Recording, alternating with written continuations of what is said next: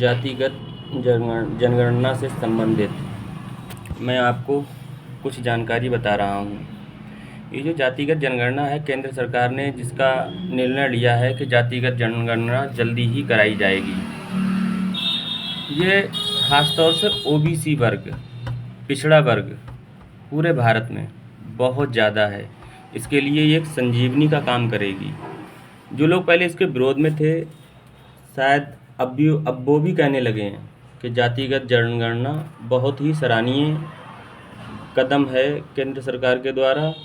और इस गणना से जितने भी लोग हैं, ओबीसी हो, एससी हो, जितने भी हैं, आदिवासी लोग ज़्यादातर और अल्पसंख्यक, सभी को इस गणना से इतना फ़ायदा होने वाला है। जिन ग्रामों में, ग्राम पंचायतों में, नगरों में, शहरों में जातिगत जनगणना इतना समय डिले, कोरोना की वजह से इतना समय जो टल गया था, इसकी वजह से ग्राम की निधि नहीं बढ़ पा रही हैं, नगर की निधि नहीं बढ़ पा रही हैं। ख़ास तौर से एससी वर्ग, उसे अपना कोटा नहीं मिल रहा है नौकरियों में। ओबीसी वर्ग ये भी बहुत अपने लक्ष्य में पिछड़ा हुआ है। तो इस पर विपक्ष ने इतना बड़ा इस पर मेहनत की। राहुल गांधी जी हैं, नीतीश, अखिलेश यादव, तेजस्वी यादव, कई सारे नेताओं ने इतनी ज़्यादा इनमें मेहनत की है। कई वर्षों से गुहार लगा रहे हैं, सरकार को बार बार चिट्ठियां लिख रहे हैं, अपील कर रहे हैं। और इसमें आज केंद्र सरकार ने इसकी घोषणा कर दी है कि जातिगत जनगणना अब होगी। लेकिन अभी इसका समय निश्चित नहीं हुआ है। जिस दिन इसका समय निश्चित हो जाएगा, उसके बाद में लगभग बिहार में इसकी गणना चली थी तो 17 महीने में हो पाई। 17 महीने लगे। पूरे भारतवर्ष में अगर चाहें तो 1 साल में ये गणना हो जाएगी। 1 साल के बाद जितने भी हमारे युवा बेरोजगार हैं, ओबीसी वर्ग, एससी वर्ग, स्वर्ण या जो भी मानो, सभी को इससे बहुत फ़ायदा होने वाला है। मैं तो फ़िलहाल यही आकांक्षा करूँगा कि ये जातिगत जनगणना है, जल्द से जल्द इसकी तारीख क्लियर हो जाए और सभी लोग एक ही सुर में बोल रहे हैं कि जातिगत जनगणना बहुत ही अच्छा काम है, कदम उठाया है सरकार ने।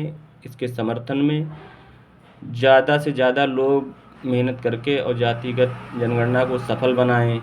और इससे किसी प्रकार की किसी सरकार को या किसी वर्ग को कोई हानि तो है नहीं, क्योंकि ये अब से नहीं, 70 से ये कानून चला आ रहा है। हर 10 वर्षों में जातिगत गणना कराई जाती थी, लेकिन होने वाले पिछले समय में ये 21 में होनी चाहिए थी, लेकिन कोरोना की वजह से ये नहीं हो पाई।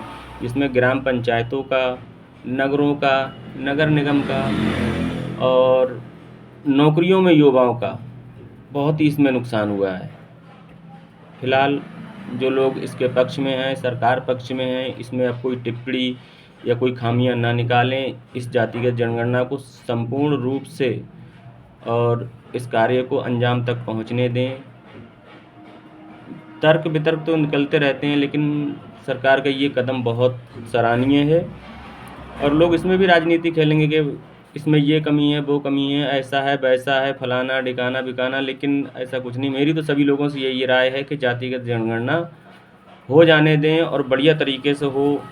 और बस यही शुभकामना करूँगा कि इसके बाद जितने भी मेरे दलित भाई हैं, ओबीसी भाई हैं, आदिवासी हैं और जितने भी बहुत सारी जातियां हैं, इन सभी जातियों को उनका आरक्षण मिले और सबके बच्चों को नौकरियां मिलें। और जो मेरे बहन भाई बेरोजगार हैं, उन्हें रोज़गार मिले। बस यही मेरी शुभकामना है।